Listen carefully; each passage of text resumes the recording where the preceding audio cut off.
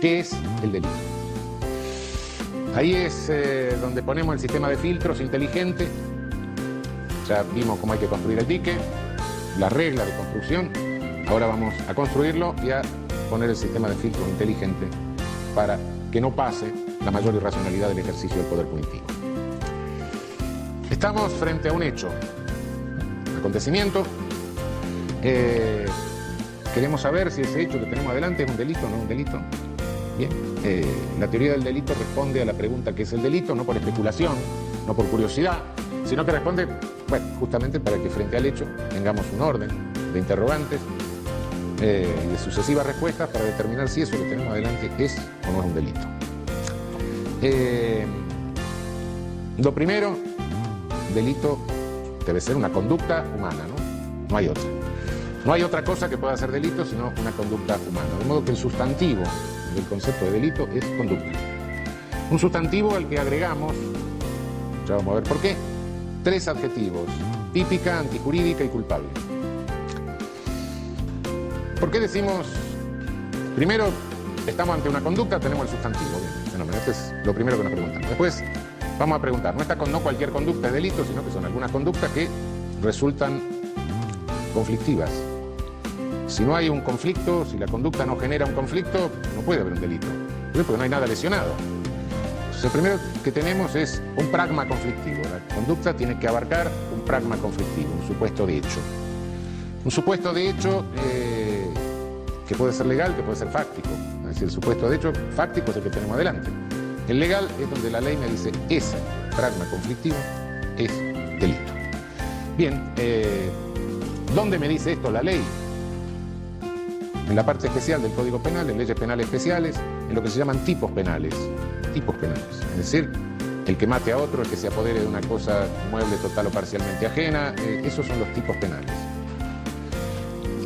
Me conceptúa un pragma conflictivo. Un tipo, un supuesto de hecho legal. Que aplico al supuesto de hecho concreto que tengo adelante, supuesto de hecho fáctico, y en consecuencia de esa comparación deduzco que la conducta se adecua al tipo, es típica. Por ser típica resulta violatoria de una norma que está antepuesta al tipo, una norma que se deduce del tipo. Cuando realizo una conducta de hurto, realizo el tipo penal. Me apodero de una cosa mueble total o parcialmente ajena. Correcto. El que se apodere de una cosa mueble total o parcialmente ajena será penado con tanto. Deduzco la norma, está prohibido apoderarse de una cosa mueble total o parcialmente ajena. En realidad yo cumplo el tipo y violo la norma. Lo que se está violando es la norma, ¿no? Del tipo penal deduzco la norma. Es una deducción. La norma es una construcción lógica. Cuidado que la norma es una deducción. No empecemos a darle vida a la norma, después las normas se casan, se juntan, hay una norma de esto, una norma de aquello, las normas conviven, las normas tienen dormitorio. No, la norma es un ente lógico. La norma como el número 3, como la imagen de una figura geométrica. Bueno, la norma no tiene entidad real. Es un ente lógico necesario para entender el alcance del tipo. Pero no empecemos a darle onticidad a los entes lógicos, son esas onticidad como hecho desde el mundo, ¿no? No obstante, hay conductas que son pragmas conflictivos, que están abarcados por los tipos penales conceptualmente, pero que sin embargo se han resuelto en la realidad. Y entonces la ley en esos casos concede permiso. Frente a tal conflicto, usted tiene permiso para resolverlo de tal manera. Y si lo resolví de tal manera, está resuelto. Bueno, listo, va desde su casa, que no tiene nada que hacer. El sujeto me agrede a trompada, le doy una trompada, lo siento en el suelo. Terminamos el asunto, listo, legítima defensa, punto, no me venga a molestar. El conflicto se resolvió, lo resolvió usted en forma de un permiso que yo le daba para resolverlo de esta manera. Causa de justificación. Si no hay ningún permiso, la conducta, además de ser típica, es antijurídica. Y por último, no basta con que haya una conducta típica y antijurídica, necesitamos otro objetivo más. Tiene que ser culpable. Tengo que tener la posibilidad de reprochársela en forma personal al sujeto, de decirle, bueno, vos pudiste hacer otra cosa y sin embargo hiciste esto. Una conducta típica y antijurídica es un injusto penal. El injusto penal para ser delito tiene que ser reprochable. Tengo que decirle, bueno, mira, vos tuviste la posibilidad de hacer otra cosa y hiciste esto. Por supuesto, no se lo puedo reprochar a aquel que, un loco, en situación de incapacidad total, tuviste la posibilidad, no podía comprender lo que estaba haciendo. No se lo puedo reprochar a aquel que está en un error absolutamente invencible. tengo la menor idea. Si fuera mujer, llego a un país islámico, me olvido de ponerme eso, es un lío bárbaro. Bueno, mire, disculpe, no, de nunca. Es decir, lo que voy haciendo es un análisis estratificado para llegar a la conclusión de si una conducta es o no es un delito. Estratificado quiere decir voy por escalones, ¿no? Primero compruebo que tengo el sustantivo conducta. Después, esta conducta es típica, esta conducta está abarcada por un concepto que me prohíbe in pragma. ¿Sí? No hay ningún permiso que me diga, bueno, usted puede resolver este conflicto de tal manera y se lo resolvió así. ¿Listo? No, es antijurídico. Pues se lo puedo reprochar personalmente. Entonces, recién en ese caso sí tengo el delito. Son categorías, pero cuidado, lo estratificado no es el delito, ¿eh? El delito es una única cosa. Lo estratificado es el análisis. Cuando yo defino a la cebra como un caballo rayado, no es que la cebra sea un caballo más unas rayas, no, ese es mi análisis. La cebra es la cebra, el delito también, lo mismo. Por otra parte, estas categorías que estoy manejando, tipicidad, antijuridicidad, culpabilidad, sí son jurídicas, pero no dejan de ser categorías que son tomadas de alguna manera de la vida común y corriente, de la interrelación de los valores que manejamos en la vida común y corriente. Yo creo que a ninguna persona racional se le ocurriría que se puede penar a un epiléptico en crisis por lo que haya hecho durante la crisis. A veces, si en una reunión de café llega alguien y dice, mira, fulano, qué mal tipo, ¿qué es? Mengano había salido con infidelidad matrimonial y la mujer lo llama a él para ver si había estado con él y lo niega. Podía haber hecho otra cosa. Llega, fulano, ¿qué hiciste? No, no es que lo negué, en el momento me puse tan nervioso, me tragué la prótesis dental, no pude hablar. Bueno, hay conducta, claro. Vos dice, bueno, no, lo que pasa es que yo no sabía nada, me llamó y me preguntó, ¿lo vio mi marido? No, no lo vi. Bueno, error invencible de tipo, sí, no está abarcado por lo conflictivo porque no tuve intención de realizar eso, ¿no? O bueno, tenía a mi suegra y a mi mujer al lado, no podía mentir, estaba en necesidad justificante. O el sujeto dice, no, yo dije eso porque a mí me puso Dios en este mundo para cuidar la fidelidad matrimonial. Nos paramos todos y nos vamos, está loco. Son categorías de la vida de interrelación que estamos manejando, ¿no? No crean que es algo tan esotérico, ¿no? Más esotérica es la elaboración que hacemos, pero en realidad las categorías son categorías que están tomadas de la vida común y corriente. Bien, primero el sustantivo. Tenemos la conducta. Conducta, ¿para qué exigimos este sustantivo? Porque tenemos que dar eficacia a un principio básico que se deriva de la Constitución. Nullum crimen sine conducta. No hay delito si no hay una conducta. Esto es un principio básico. Con delito no puede ser una característica física, delito no puede ser una condición personal, delito solamente puede ser una conducta. Bien, ¿de dónde derivamos el concepto de conducta? ¿Del derecho penal? No. Si la ley infraconstitucional fuese la fuente del concepto de conducta, nos habríamos encerrado en la jaula de los leones, porque justamente el concepto de conducta tiene que ser impuesto a la ley infraconstitucional. La ley infraconstitucional no me puede decir que el color de los ojos o el color de la piel sea una conducta. No, eso no puede decir. Eso no lo puedo decir porque la Constitución me dice otra cosa. Entonces el concepto de conducta lo tengo que ir a buscar básicamente en la Constitución, en el principio nullum crimen sine conducta. Conducta humana, ¿sí? Conducta humana, por supuesto. Entonces, el ser humano no es una construcción jurídica. Algunos se confunden y dicen, sí, es una construcción jurídica porque fíjese, no sé cuándo está alguien muerto o vivo, con esta cosa que se ha complicado últimamente, antes el muerto el cadáver podrido, pero ahora no sabemos exactamente. Entonces resulta que como el límite lo tiene que fijar el derecho, el concepto de ser humano me lo da el derecho. Vale, una cosa que me precise el límite, otra cosa que me construya el concepto. Un momento. Límite es una cosa, contenido es otra, ¿no? El concepto de ser humano, por imposición del artículo 1 de la Declaración Universal de Derechos Humanos, el concepto de ser humano es óptico. ¿Por qué? Porque todo ser humano es persona.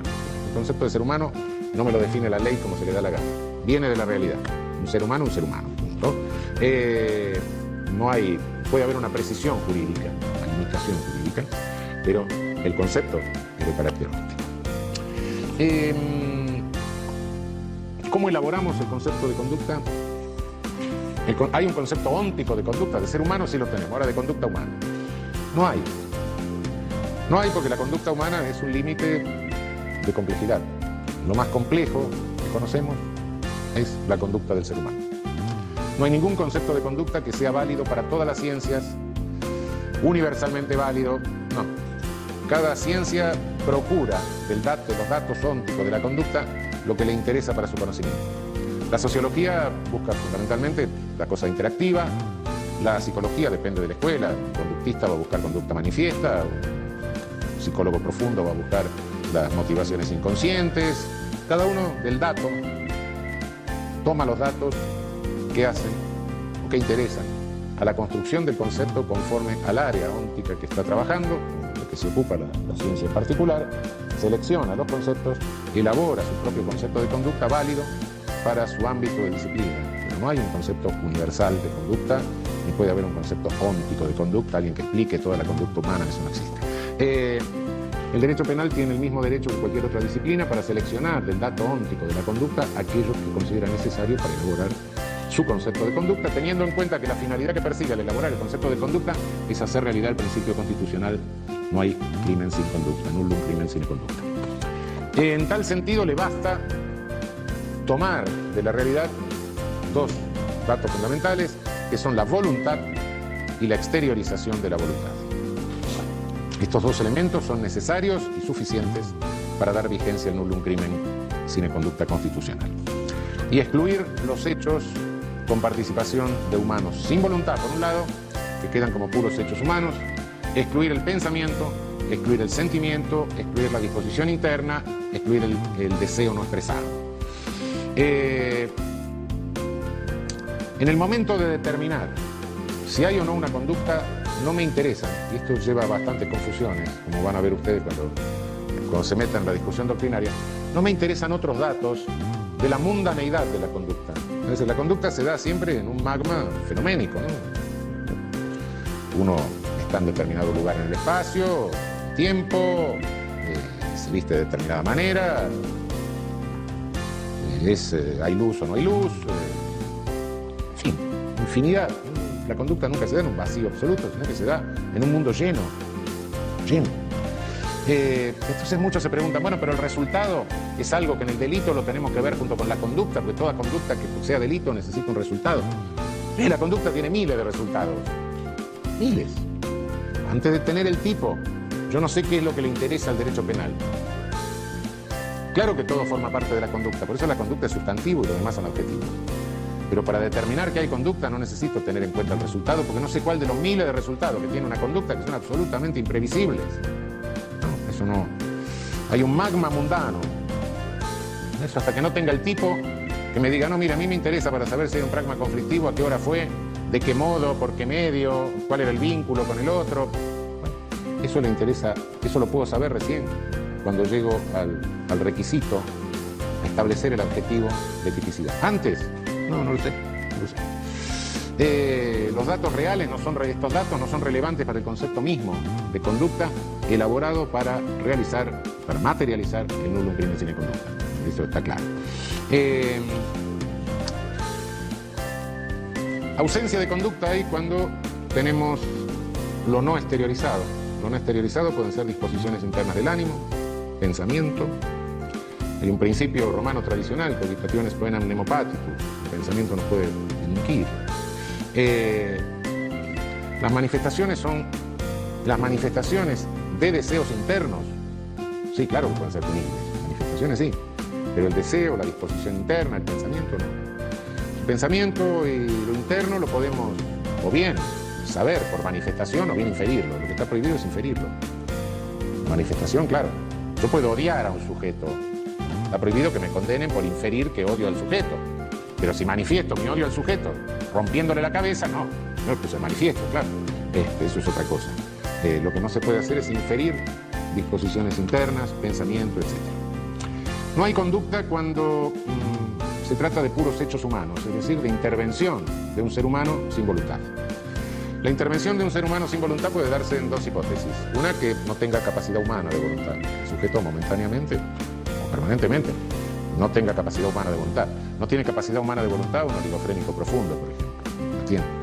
Si hace movimiento, tiene una capacidad. No tiene capacidad, más claramente, no tiene capacidad humana de voluntad, es involuntable, un epiléptico en el momento de la crisis. Todo crisis de gran mal. Cuidado, no confundamos la involuntabilidad, la incapacidad humana de realizar conducta, la incapacidad humana de voluntad, no lo vayamos a confundir con la incapacidad psíquica de culpabilidad que es la inimputabilidad. Para que haya incapacidad de conducta, incapacidad de voluntad, involuntabilidad, lo que debe haber es inconsciencia, privación de la conciencia. Un estado de coma, un estado de crisis, epiléptica, gran mal, no hay conciencia. La desconexión, plum, se cortó la conexión eléctrica y hasta que no se le restablece, el sujeto está inconsciente, privado de conciencia. La inimputabilidad es una perturbación de la conciencia. Hay una conciencia funcionando a nivel perturbado. Acá directamente no hay conciencia. La otra circunstancia por la cual puede no haber conducta, porque queda reducido a un mero hecho humano en que interviene un ser humano pero sin voluntad, es la llamada fuerza física irresistible, que puede ser interna o puede ser externa. Fuerza física irresistible interna puede ser una parálisis histérica. El sujeto de pronto se paraliza, enmudece, en fin. Hay una incapacidad de conducta por una fuerza física irresistible interna. Su cuerpo no responde a la manifestación de voluntad. Puede haber una fuerza física irresistible externa,